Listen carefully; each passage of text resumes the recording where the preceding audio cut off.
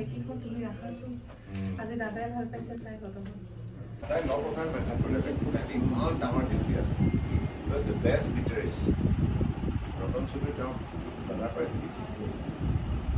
আৰু প্ৰথম গীটাৰ মানে ৱেষ্টাৰ্ণ সেইটো দাদাৰ যিটো পাৰদৰ্শিতাটো এইখন কেতিয়া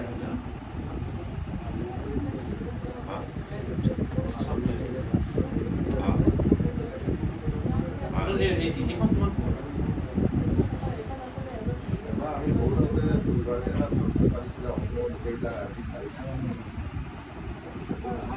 অসমৰ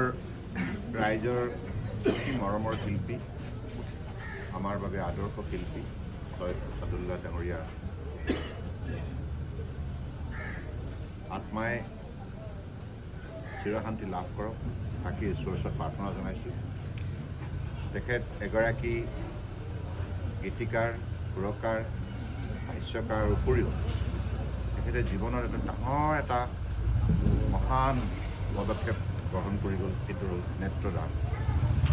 গতিকে এগৰাকী মহান ব্যক্তিৰ মহৎ যিটো চিন্তা